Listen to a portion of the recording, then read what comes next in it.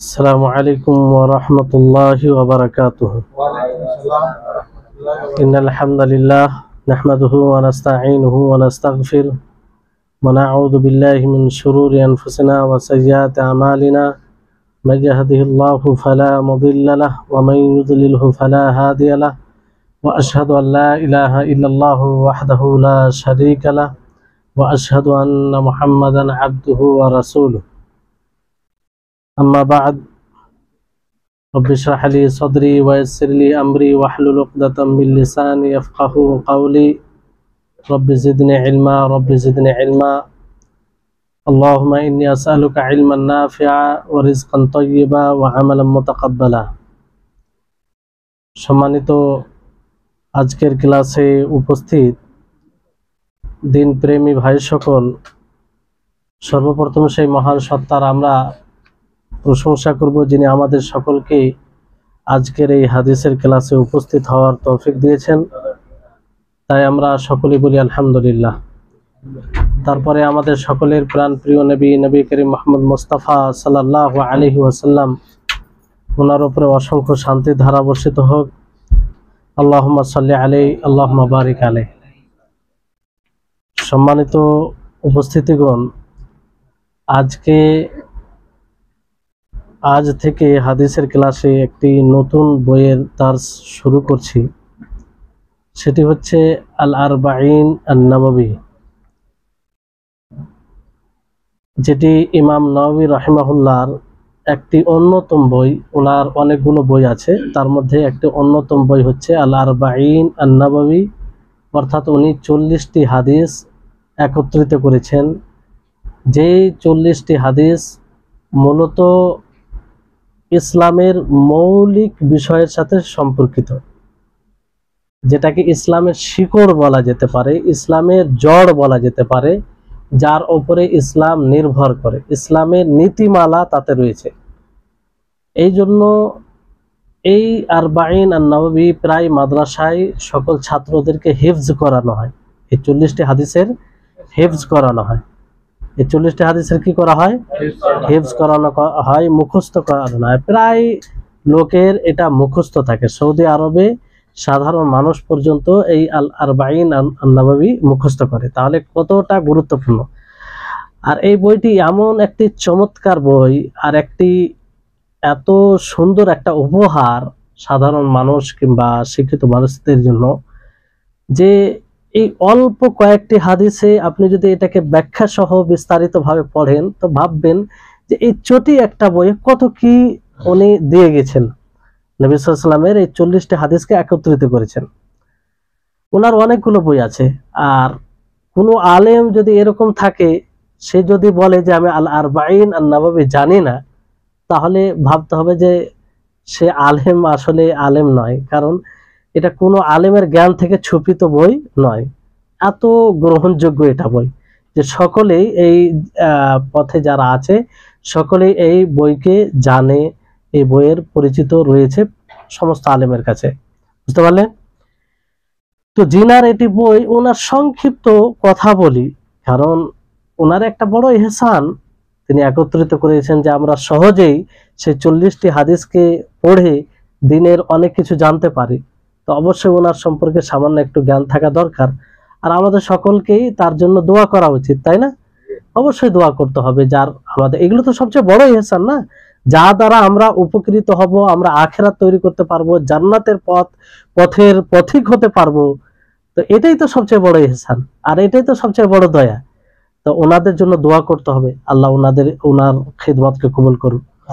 তো ওনাকে ইমাম নববী বলে জানা হয়। আর শাফি মাসলাক যেটা আছে, শাফি মাযহাব যেটা মাসলাক, 4টা মাসলাক রয়েছে না, হানাফি, শাফি, মালিকি, হাম্বলি।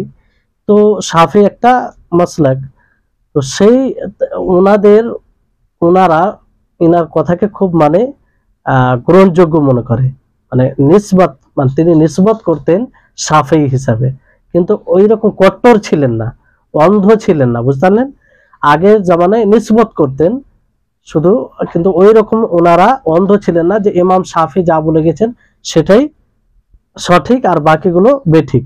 এরকম ধারণা ওনাদের মধ্যে ছিল না, বুঝতে পারলেন। এখনো সৌদি আরবে দেখবেন নিজেকে হাম্বালি বলে, কিন্তু তিনাদের মধ্যে এই ধারণা থাকে না যে ইমাম আহমদ বিন হাম্বল রাহিমাহুল্লাহ যা বলেছেন সেটাই সঠিক আর বাকিরা যা বলেছে ভুল, এরকম ধারণা রাখে না, মানে কট্টর নয় কিন্তু নিসবত করে, বুঝতে পারলেন।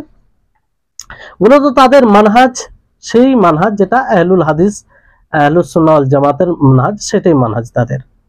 তো উনি লিখনির উপরে খুব চাহিদা রাখতেন, কে? ইমাম নববী রাহিমাহুল্লাহ লিখনির উপরে খুব চাহিদা রাখতেন, খুব লিখতেন তিনি।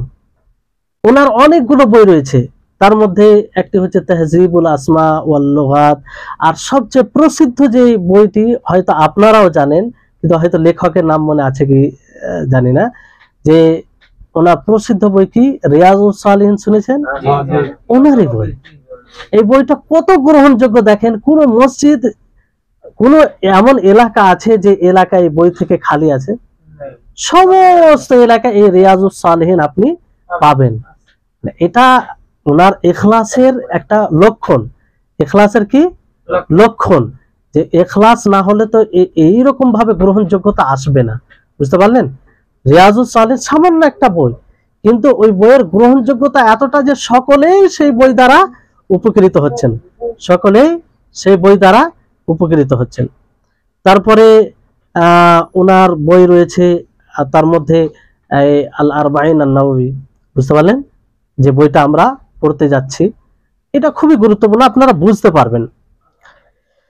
তারপরে ওনার আরো বড় বড় খন্ড খন্ড বই রয়েছে, বুঝতে পারলেন, কয়েক খন্ডে রয়েছে, যেমন মাজমু সহিহ মুসলিমের শারহ, মানে ভাষ্যকার রয়েছে, যে ভাষ্যকার থেকে কোনো আলেম মানে অভাবহীন নয়, মানে সেই ভাষ্যকারের দরকার পড়ে প্রত্যেকটা আলেমের, এমন ভাবে তিনি লিখে গেছেন, বুঝতে পারলেন। তো এরকম ওনার অনেক খেদমাত রয়েছে। উনি একজন মুজতাহিদ ছিলেন, তিনার দ্বারায় ভুলও হয়েছে, আর কিছু ভুলও হয়েছে, মানুষ মাত্রই তো ভুল হবে। বিশেষ করে তিনি আসমা ও সিফাত, আল্লাহ তাবারক ওয়া তাআলা যে আসমা রয়েছে, নাম সিফাত রয়েছে, এই বিষয়ে উনি তাবিল করেছেন, যেমন আল্লাহর হাত, সেটাকে তাবিল করেছেন।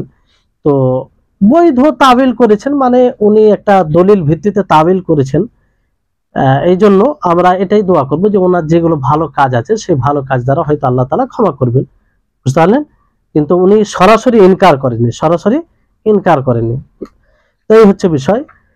তারপরে যেহেতু একটি আয়াত আছে ইন্নাল হাসানাতি ইউযহিবুনা আস-সাইয়্যাত, যে হাসানাত যেগুলো সৎকর্ম সেগুলো কুকর্ম মন্দ কর্মকে নিশ্চিহ্ন করে দেয়, শেষ করে দেয়, মোচন করে দেয়, বুঝতে পারলেন। তো উনি যদি এই বিষয়ে এরকম থাকে, তাহলে ওনার যে এতগুলো ভালো দিক রয়েছে, এই ভালো দিক দ্বারা ইনশাআল্লাহ আল্লাহ তাআলা ক্ষমা করে দিবেন, এই আশাই করি। হ্যাঁ, তারপরে এই যে আপনাদের জন্য এই দার্সের জন্য এই বইটা কেন চয়ন করলাম, সেটাই যে ইমাম নববী রাহিমাহুল্লাহ যে উদ্দেশ্যে এই 40টি হাদিসকে একত্রিত করেছেন, যাতে ইসলামের মৌলিক বিষয়গুলো মানুষ সহজভাবে জেনে যায়, সেই উদ্দেশ্যকে বজায় রেখে আপনাদের জন্য এই বইয়ের দার্স শুরু করা হচ্ছে। যে এই বইয়ে যেহেতু এমন 40টি হাদিস আছে, যে 40টি প্রত্যেকটা হাদিসের মধ্যে এক একটা নীতি বের হবে, ইসলামের নীতি, ইসলামের শিকড়, ইসলামের জড় যাকে বলা হয়, তো সেটা আপনি এখান থেকে বুঝতে পারবেন। এগুলো যদি মজবুত হয় আমাদের, তাহলে বাকি সবকিছু শাখা প্রশাখা মজবুত হবে, বুঝতে পারলেন। এই জন্য এই সব বইয়ের দার্স প্রত্যেক জায়গায় হওয়া উচিত, সাধারণ মানুষের জন্য হওয়া উচিত। আমরা অনেক সময় ভাবি যে সাধারণ মানুষের জন্য কি খালি বক্তব্যের ব্যবস্থা করা হোক, এটাই যথেষ্ট মনে করি। না, এইরকম করলে হবে না, এইরকম ভাবে দার্স সিস্টেম আলোচনা শুরু করতে হবে সাধারণ মানুষের মাঝেও, তাহলে মৌলিক জ্ঞানগুলো পাবে। সৌদি আরবে দেখেন সাধারণ মানুষ মসজিদে আলোচনা হয়, এরকম দার্স হয় কোনো বই নিয়ে, হয়তো কিতাবুত তাওহীদ একটা বই নিয়ে, ওখানে সাধারণ মানুষ সকলেই অংশগ্রহণ করে, বুঝতে পারলেন। তো এইরকম দার্স হলে মানুষ মৌলিক বিষয়গুলো শিখতে পারবে। আজকে দেখেন আমাদের এলাকায় বাংলাদেশে দেখবেন এতগুলো বড় বড় মেহফিল হয়, মনে হয় পৃথিবীর কোনো জায়গায় এত হয় না, কিন্তু মৌলিক জ্ঞান নেই তাদের মধ্যে। কেন নেই? ওই যে কোনো মানে সিস্টেম নেই, খরচও করা হয়, যতটা খরচ করে মনে হয় আর অন্য কোনো জায়গায় খরচ করে, কিন্তু সব নষ্ট হয়, কারণ কোনো সিস্টেম নেই, মৌলিক বিষয়গুলো আলোচনাই করে না, মানুষ তাওহীদ বুঝে না। আর যে ইমানের 6টি রুকন আছে, সেই 6টি রুকনের উপরে কিভাবে ইমান আনতে হবে, 100টার মধ্যে আপনি 98টা লোকের মুখ থেকে এটাই শুনতে পাবেন যে বিস্তারিত জানা নেই। এটা কেন হবে? এটা কি সাধারণ মানুষকে জানা প্রয়োজন নেই? অত গভীর ভাবে না জানলে যে যতটুকু জানা জরুরি ততটুকু তো জানতে হবে। তো এইগুলো আমাদের ঘাটতি, আমাদের অলসতা। এখানে আমাদের সকলের ভূমিকা রয়েছে, আমাদের মতো ওলামায়ে কেরামদেরও ভূমিকা রয়েছে এই ঘাটতির পিছনে। আমরা আমাদের সকলকে সচেতন হতে হবে যে তাদেরকে এই মৌলিক বিষয় কিভাবে আমরা জ্ঞান দেবো সেটার ব্যবস্থা করতে হবে। যদিও প্রাথমিকভাবে কষ্ট হবে, পরিবেশ নাই, মানুষ আসবে না, তারপরে যদি আমরা এটা অব্যাহত রাখি, মানুষ আস্তে আস্তে আস্তে বুঝতে পারবে, তাদের মেজাজ তৈরি হবে, তখন তারা এইভাবে জ্ঞান অর্জন করবে। বুঝতে পারলেন? তো এই হচ্ছে বিষয়। তো এই ইনশাআল্লাহ আমরা ধারাবাহিকভাবে এই আল আরবাঈন আন-নববী এটা আমরা পড়বো ইনশাআল্লাহ, যদিও অনেক সময় লাগতে পারে, কারণ এই হাদিস দ্বারা আমরা মৌলিক বিষয়গুলো জানার চেষ্টা করব। বুঝতে পারলেন? তো আজকে যে হাদিসটি রয়েছে, প্রথম হাদিস, খুবই গুরুত্বপূর্ণ হাদিস, সেটি হচ্ছে হাদিসটি আপনাদের সামনে পড়ছি যে আন আমিরুল মুমিনিন আবি হাফস ওমর ইবনে আল খাত্তাব রাদিয়াল্লাহু তাআলা আনহু قال سمعت رسول الله صلى الله عليه وسلم يقول إنما الأعمال بالنيات وإنما لكل امرئ ما نوى فمن كانت هجرته إلى الله ورسوله فهجرته إلى الله ورسوله ومن كانت هجرته لدنيا يصيبها أو امرأة ينكحها فهجرته إلى ما هاجر إليه। এটি হচ্ছে সম্পূর্ণ হাদিস। আমরা যে সংক্ষিপ্তভাবে শুনে থাকি ইন্নামাল আমালু বিন্নিয়াত। তো এই হাদিসের আমরা অর্থ জেনে নিই। এই হাদিসটি রিওয়ায়াত করেছেন দুই প্রখ্যাত ইমাম, ইমামুল মুহাদ্দিসিন, ইমাম আল মুহাদ্দিসিন বলতে পারেন যে দুইজন মুহাদ্দিসিনদের ইমাম, তিনি হচ্ছেন ইমাম বুখারী রাহিমাহুল্লাহ আর ইমাম মুসলিম রাহিমাহুল্লাহ। ইমাম বুখারীর নাম কি? আবু আব্দুল্লাহ মুহাম্মদ বিন ইসমাইল বিন ইব্রাহিম, এটা ওনার নাম। তারপরে ইমাম মুসলিমের নাম হচ্ছে মুসলিম বিন আল হাজ্জাজ, মুসলিম বিন আল হাজ্জাজ বিন মুসলিম আল কুশাইরি পুরো নাম। তো ওনাদের যে দুটি বই রয়েছে, সবচেয়ে উত্তম বই, উত্তম কিতাব, গ্রন্থ তাদের। বুঝতে পারলেন? কোরআন কারীমের পরে পরে যদি কোনো বইয়ের স্থান আসে এই পৃথিবীতে, তাহলে কোন বইটি? সহিহ বুখারী ও সহিহ মুসলিম। সেই দুটি গ্রন্থে এই দুটি বই রয়েছে। এই দুটি গ্রন্থ ছাড়া আরো বিভিন্ন হাদিসের বইয়ে এসেছে। বুঝতে পারলেন? আর বিষয়টি হচ্ছে যে এই হাদিস ইমাম বুখারী রাহিমাহুল্লাহ প্রথম এতে নিয়ে এসেছেন। প্রায় উলামায়ে কেরামগণ এই হাদিসটিকে বইয়ের শুরুতে এনেছেন। মানে বই লিখতে গিয়ে ওনারা এটা পয়গাম দিয়েছেন যে আমি যে বই লিখছি কিংবা এই বই রচনা করেছি কিংবা এইগুলো ইলমি কথাকে একত্রিত করেছি, এর উদ্দেশ্য একমাত্র কি? আল্লাহ তাবারক ওয়া তাআলা সন্তুষ্ট লাভ। মানে এটা একটা পয়গাম যে শুরুতে হাদিস নেই। ইমাম নববী রাহিমাহুল্লাহ তিনিও তাই করলেন যে 40টি হাদিসের মধ্যে প্রথম হাদিস নিয়ে নেন নিয়তের ব্যাপারে। তিনি এটা থেকে এটা স্পষ্ট বার্তা দিচ্ছেন যে প্রত্যেক আমলের জন্য বিশুদ্ধ নিয়াত এটা জরুরি, এটা জরুরি। বুঝতে পারলেন?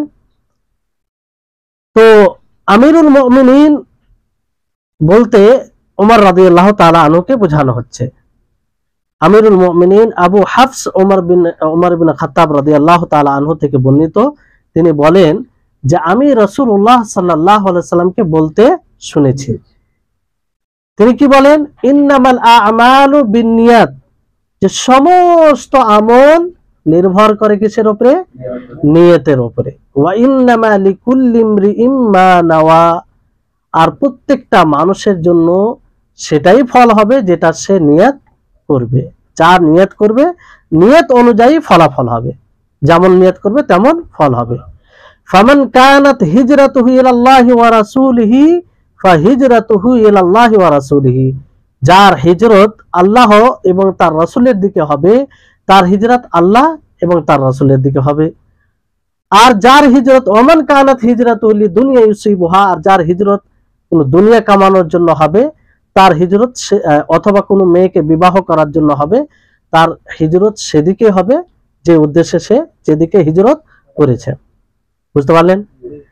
তো এখানে আমিরুল মুমিনিন, আপনাদের সকলের এটা মানে জ্ঞানে থাকা উচিত যে আমিরুল মুমিনিন এটা কখন লকব দেওয়া হয়েছে এবং সর্বপ্রথম কার লকব হয়েছে। সর্বপ্রথম এই আমিরুল মুমিনিন লকব কার হয়েছে? ওমর রাদিয়াল্লাহু তাআলা আনহু। যদি আপনার প্রশ্ন করা হয় যে আমিরুল মুমিনিন এই লকবে সর্বপ্রথম কাকে আখ্যায়িত করা হয়েছে? ওমর রাদিয়াল্লাহু তাআলা আনহুকে। বুঝতে পারলেন?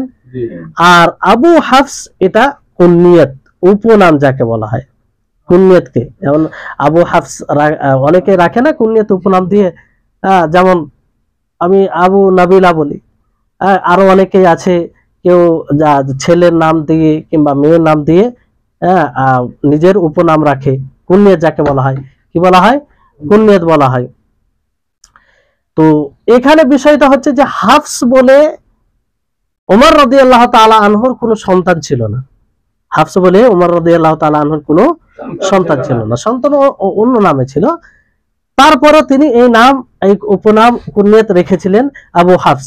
তার মানে এটা থেকে বোঝা যাচ্ছে যে আপনার সন্তান না হলেও আপনি কোনো নামে নিজের উপনাম রাখতে পারেন।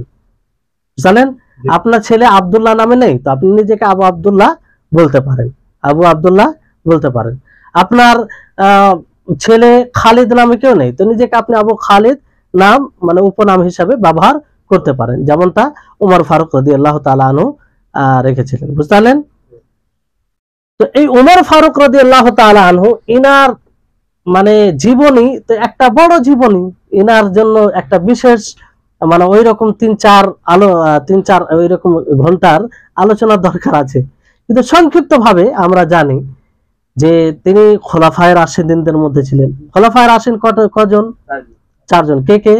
আবু বকর, ওমর রাদিয়াল্লাহু, উসমান রাদিয়াল্লাহু, আলী রাদিয়াল্লাহু। হ্যাঁ, বলেন তো 4টা খলিফার নাম। হ্যাঁ, আলী রাদিয়াল্লাহু তাআলা চতুর্থ খলিফা। দ্বিতীয় খলিফা ছিল আপনার আবু বকর রাদিয়াল্লাহু তাআলা। হ্যাঁ, প্রথম। তৃতীয় হচ্ছে ওমর তৃতীয়। হ্যাঁ, ওসমান রাদিয়াল্লাহু তাআলা। হ্যাঁ, তো এই 4 জন খলিফাকে খোলাফায়ে রাশিদিন বলা হয়, খোলাফায়ে রাশিদিন বলা হয়। তো ওই খোলাফায়ে রাশিদিনদের মধ্যে একজন কে ছিলেন? ওমর রাদিয়াল্লাহু তাআলা আনহু। খোলাফায়ে রাশিদিন এনাদের ব্যাপারে বিশেষ করে আল্লাহর নবী কি বলেছিলেন যে আমার পরে অনেক মতভেদ দেখা দিবে, মতনৈক্য দেখা দিবে, তো তোমরা কি করবে? আলাইকুম বিসুন্নতি ওয়া সুন্নাতিল খুলাফাইর রাশিদিনাল মাহদিয়িন, যে তোমরা আমার সুন্নাতকে মজবুত করে ধরবে আর আমার হেদায়েত প্রাপ্ত নবী সাল্লাল্লাহু আলাইহি সাল্লামের বাক্য দেখেন। তো এটা তাদের মানে একটা বিশেষত্ব না, যে আমার হেদায়েত প্রাপ্ত সাহাবা যে আবু বকর, ওমর, উসমান, আলী রাদিয়াল্লাহু তাআলা আনহুর সুন্নাতকে কি করবে? তোমরা মজবুত করে ধরে থাকবে। তো সেই খলিফায়ের মধ্যে তিনি একজন ছিলেন। আর তিনি আমিরুল মুমিনিন লকব ছিল, যে সর্বপ্রথম ওনাকে দেওয়া হয়েছে আমিরুল মুমিনিন। তখন থেকে তাকেই বলা হতো যে খলিফা হতো, বুঝতে পারলেন? তারপরে তিনার আরেকটি উপাধি ছিল, কি ছিল? আল ফারুক। কি ছিল? আল ফারুক। উমর ফারুক বলা হয় কি হয় না? উমর ফারুক। আর তিনি 10 জন যে যারা দুনিয়াতেই জান্নাতের সুসংবাদ পেয়েছিলেন, জান্নাতের কথা বলেছিলেন যাদের ব্যাপারে, তাদের মধ্যে একজন। জানেন, যার জন্য নবী করিম মুহাম্মদ সাল্লাল্লাহু আলাইহি ওয়াসাল্লাম বিশেষভাবে দোয়া করেছিলেন যে আল্লাহুম্মা আইজ্জাল ইসলাম বিআহাব্বি হাযাইনির রাজুলাইনি ইলাইকা বিআবি জাহল আও বিউমর, যে হে আল্লাহ তুমি এই ইসলামকে সম্মানিত করো এই 2 জনের মধ্যে কোন তোমার নিকটে যে প্রিয় হবে তার দ্বারা, হয় আবু জাহাল না হয় উমর। তো আল্লাহ তাআলা কাকে চয়ন করলেন? ওমর রাদিয়াল্লাহু তাআলা। নবী সাল্লাল্লাহু আলাইহি ওয়াসাল্লামের দোয়াকে কবুল করলেন। তাহলে এখান থেকে একটা ওমর রাদিয়াল্লাহু তাআলা তিনাকে বিশেষভাবে, আবু জাহলকে মানে সে হিদায়াতের উপযুক্তই ছিল না। বুঝতে পারলেন? আর ইনার প্রায় 13টি সন্তান ছিল, কয়টি সন্তান ছিল? 13টি সন্তান ছিল। তার মধ্যে 9টি সন্তান ছেলে সন্তান ছিল আর 4টি মেয়ে সন্তান ছিল। আর তিনি বড় জ্ঞানী ছিলেন, খলিফা, বড় জ্ঞানী। আর এই উম্মতে মুহাম্মাদের মধ্যে সর্বোত্তম ব্যক্তি আবু বকর রাদিয়াল্লাহু তাআলা আনহু। তারপরে সকলের সম্মতিতে যদি কোনো ব্যক্তি উত্তম হয় তাহলে কে? ওমর রাদিয়াল্লাহু তাআলা আনহু। ওমর রাদিয়াল্লাহু তাআলা আনহু। বুঝতে পারলেন? তাহলে এই হচ্ছে বিষয়। আর ওনার মৃত্যু হয় 26 জিলহিজ্জা 23 হিজরিতে। কত হিজরিতে? 23 হিজরিতে। হ্যাঁ, 23 হিজরিতে ওনার মৃত্যু হয়। ওনাকে হত্যা করেছিল আবু লুলু, খাওয়ারিজদের মধ্যে আবু লুলু, যার শ্রদ্ধা শিয়ারা খুব করে। কারণ এবার এখানে বিষয়টা হচ্ছে যে ওমর রাদিয়াল্লাহু তাআলা আনহু এক মানে দ্বিতীয় খলিফা ছিলেন, নবী সাল্লাল্লাহু আলাইহি সাল্লামের নিকটে প্রিয় ছিলেন। আর এই ওমর রাদিয়াল্লাহু তাআলা আনহুর উপরে অভিশাপ করে কারা? শিয়ারা। তাহলে তারা কতটা মানে ইসলামের শত্রু, ইসলামের ক্ষতি মানে করে। এবার আসুন হাদিসের দিকে। বুঝতে পারলেন? তো সর্বপ্রথম আপনাদেরকে বলি যে এই হাদিসটি কত গুরুত্বপূর্ণ, এই হাদিসের ব্যাপারে উলামায়ে কেরাম কি বলেছেন। ইমাম শাফি রাহিমাহুল্লাহ তিনি বলেন যে এই হাদিসটি হচ্ছে তৃতীয়াংশ ইলম।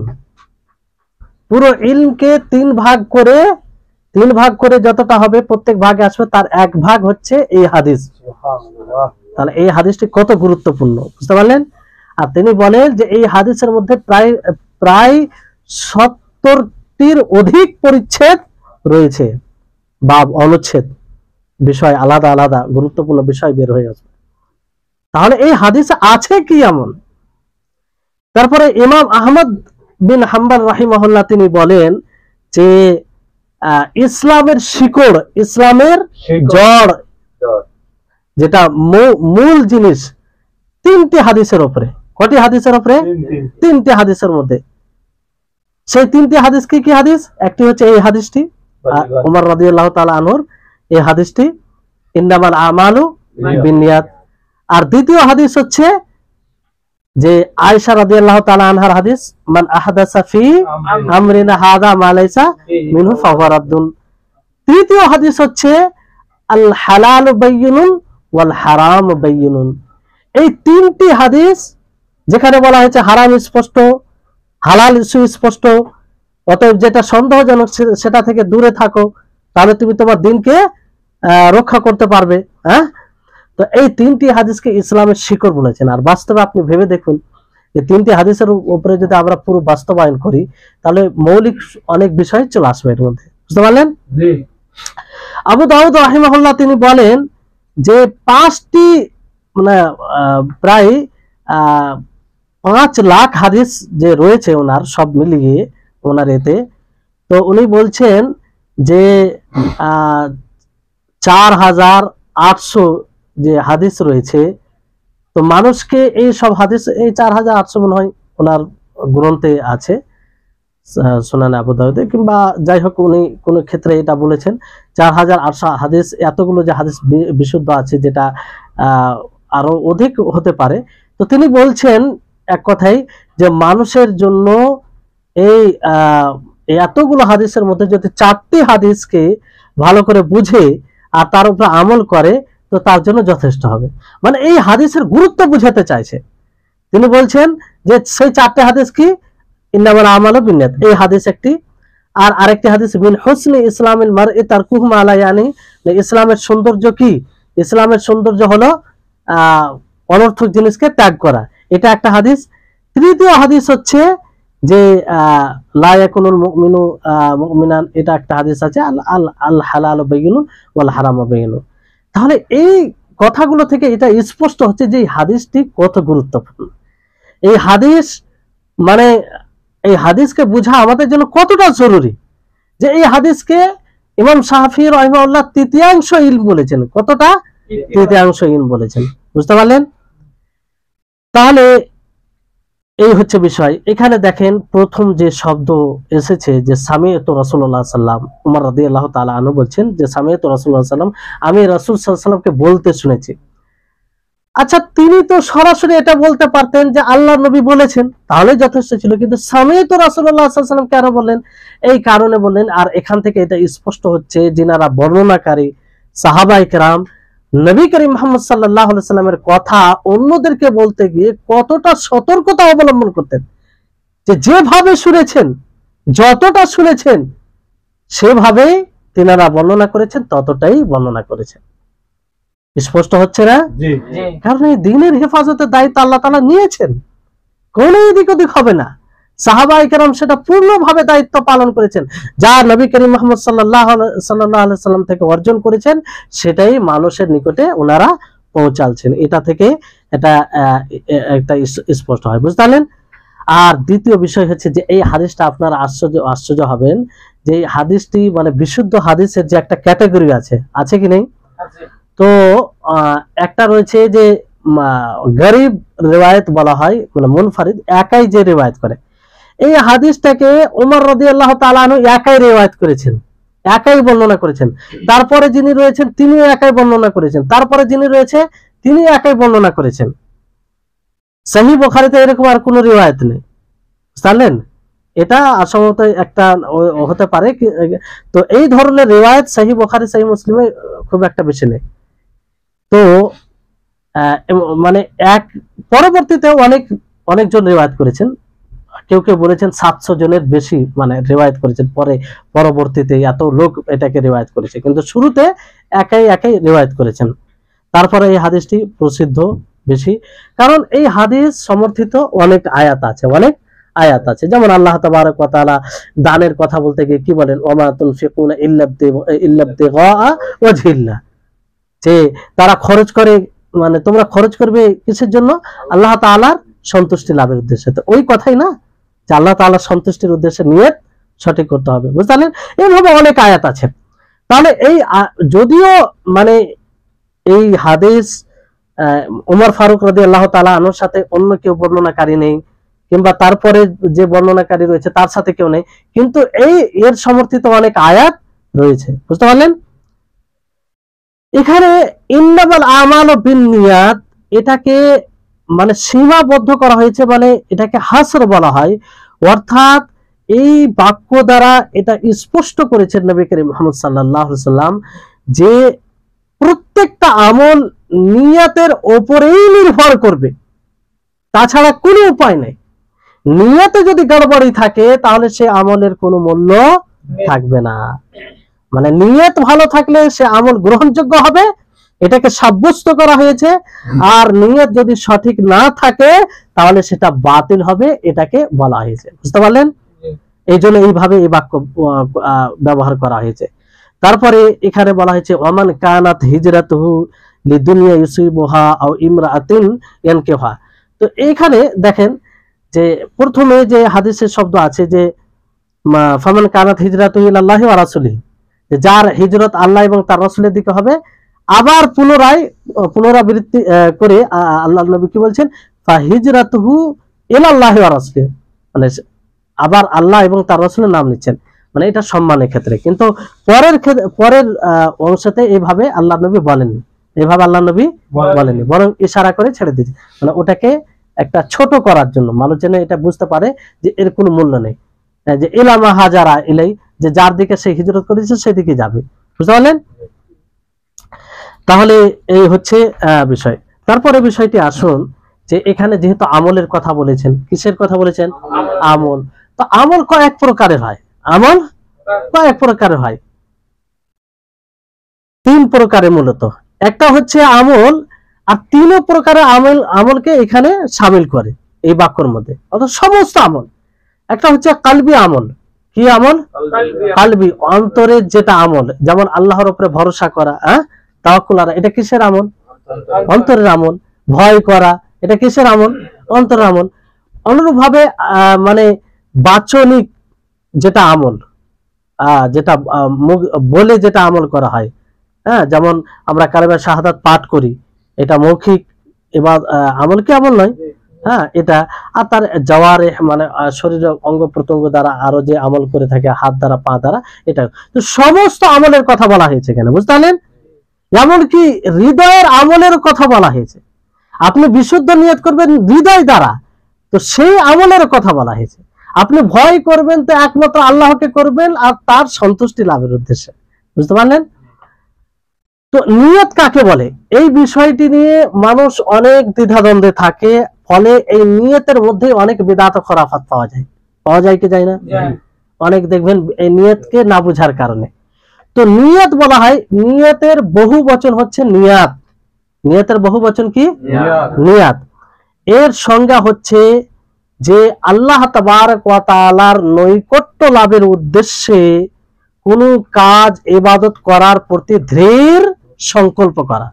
দৃঢ় সংকল্প, বুঝতে পারলেন?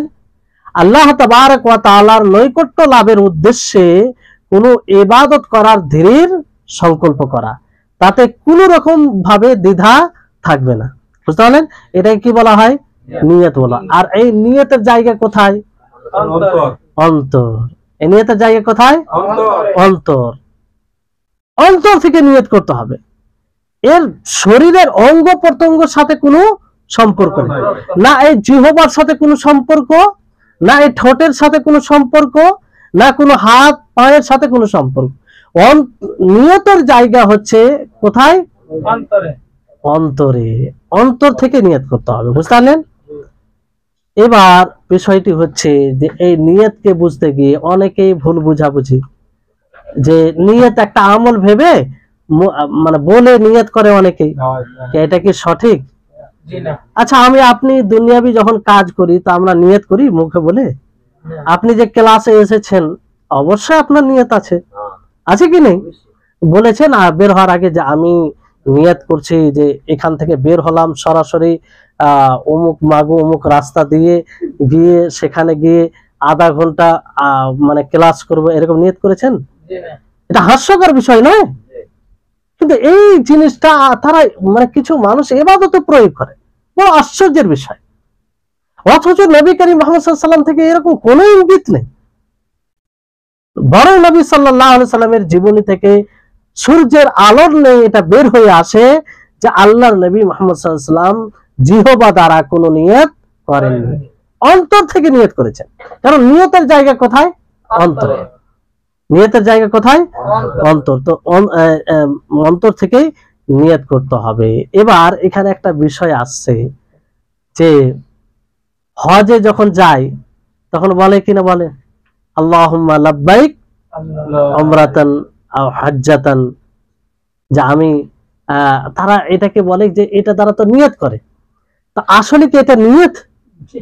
এটা নিয়ত নয়, বরং হৃদয়ে নিয়ত করে তার বহিঃপ্রকাশ হয়, সেটা একটা আমল, যে আমলের কথা বিশেষভাবে আল্লাহ নবী বলেছেন। এবার আপনাদেরকে বলি, কোন ব্যক্তি যদি হৃদয়ে নিয়ত না করে এটা বলে তার হজ হবে না। তো নিয়তের মূল জায়গা তো ওখানেই ফিরে যাচ্ছে। তো যেমন ভাবে যদি এটাই হতো, যেমন ভাবে এটার ক্ষেত্রে প্রমাণিত অন্য আমলের ক্ষেত্রেও প্রমাণিত হতো, যে এইভাবে আমি নামাজ পড়তে যাচ্ছি তো আল্লাহুম্মা সালাতান, কিংবা যাই হোক নাওয়াইতু সালা, এরকম ভাবে তো এরকম বিষয় আসতো। তো এখানে আরেকটি বিষয় যে ইন্নামাল আমালু বিন্নিয়াত, তারপরে আরেকটি বাক্য আছে ইন্নামাল লিকুল্লি ইমরিইন মা নাওয়া। এখানে দেখেন আমলের ক্ষেত্রে একবার নিয়তের কথা বলা হলো, আর একবার কিসের ক্ষেত্রে? মামুল, যার জন্য আমল করা হবে তার জন্য বলা হলো। তার মানে দুটো নিয়ত আমাকে শুদ্ধ করতে হবে। আমাকে আপনাকে যখন আমরা কোনো আমল করতে যাব তাহলে দুটো জিনিস খেয়াল করতে হবে। কটা জিনিস খেয়াল করতে হবে? দুটি জিনিসের খেয়াল করতে হবে। একটা হচ্ছে যে আপনি কার জন্য আমল করছেন, কার জন্য আমল করছেন, এর জন্য বিশুদ্ধ নিয়ত করতে হবে। যে আপনি সালাত পড়ছেন তো কার জন্য?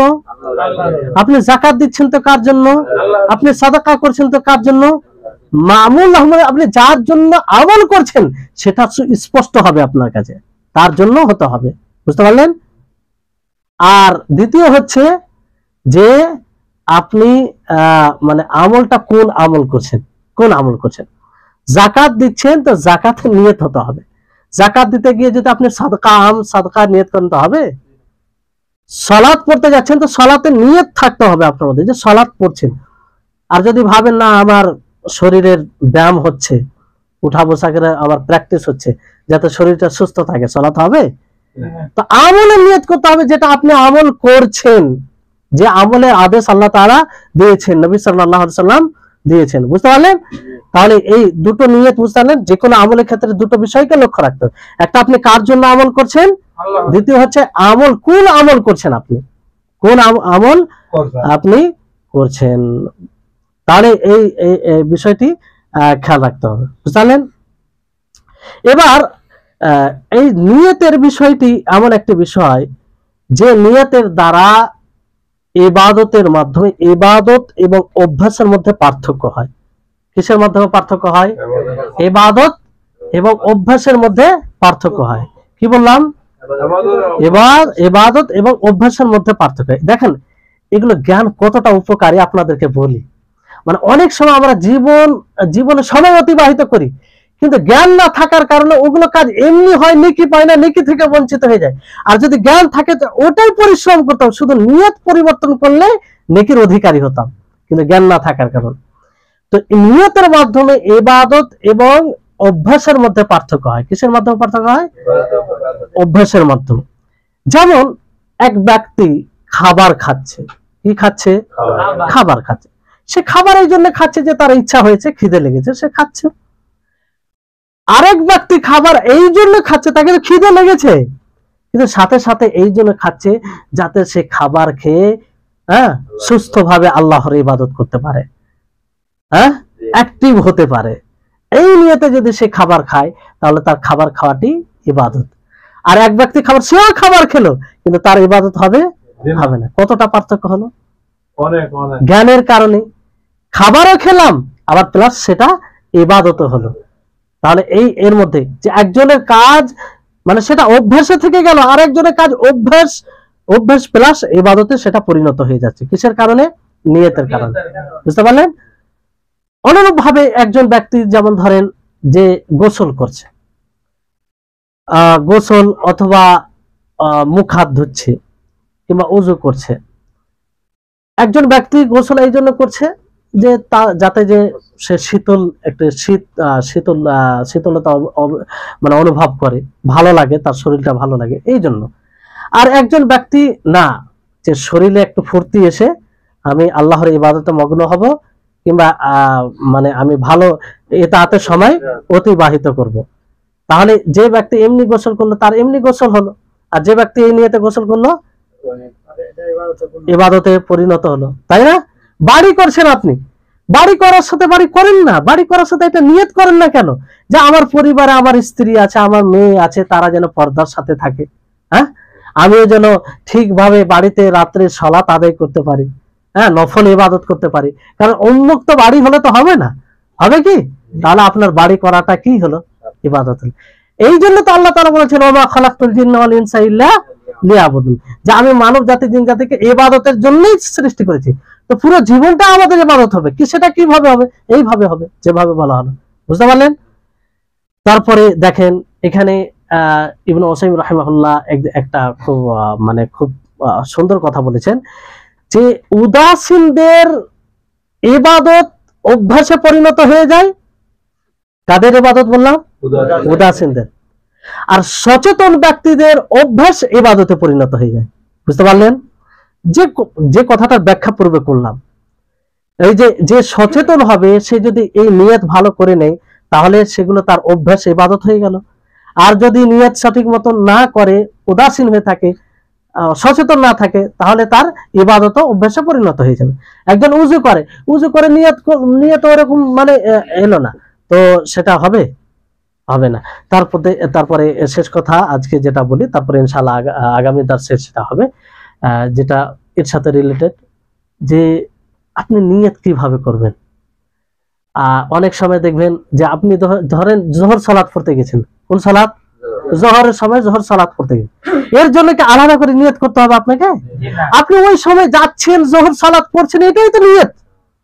নিয়তে পার্থক্য কখন প্রয়োজন পড়ে? যখন ধরেন যে আপনি 4 ওয়াক্তের একসাথে নামাজ পড়বেন, জোহর, আসর, মাগরিব, ইশা কাজা হয়ে গেছে শরীয়ত সম্মত কারণে, তো ওই সময় আপনি নিয়ত করবেন যে জোহর পড়ছেন, আসর পড়ছেন, মাগরিব পড়ছেন, এশা পড়ছেন, এইভাবে নিয়ত করতে হবে ওখানে। কিন্তু আপনি যে জোহর সালাতের জন্য 12টার সময় 12টার পরে আপনি যে রুম থেকে বের হলেন, উজু করেছেন, তার জন্য এতটা পথ দিয়ে চলেছেন, তো এটা কি নিয়তের জন্য যথেষ্ট নয়? না তার জন্য আলাদা দাঁড়িয়ে নিয়ত করতে হবে? বড় আশ্চর্য হয় যে অনেক ভাইকে দেখা যায় যে সেখানে দাঁড়িয়ে থাকে নিয়ত করার জন্য, নওয়াইতু তাকবীরে তাহরিমা ছেড়ে দেয়, ফজিলত থেকে বঞ্চিত হয়।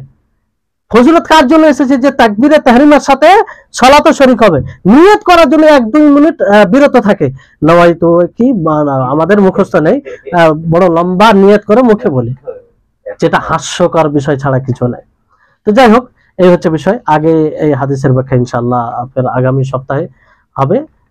এইভাবেই ইনশাআল্লাহ আমরা এই হাদিস দ্বারা যেগুলো মৌলিক বিষয় সেগুলো জানবো। আশা করি আপনারা একটু উপলব্ধি করেছেন যে হাদিসগুলো বোঝা কতটা আমাদের জন্য জরুরি। আল্লাহ তাআলা যেন আমাদের সকলকে এই হাদিসগুলো বোঝার তৌফিক দান করেন, আর এই মতো আমল করা, এই মতো জীবনযাপন করার তৌফিক দেন। ওয়া আখির দাওয়ানা আনিল হামদুলিল্লাহি রাব্বিল আলামিন। আসসালামু আলাইকুম ওয়া রাহমাতুল্লাহি ওয়া বারাকাতুহু।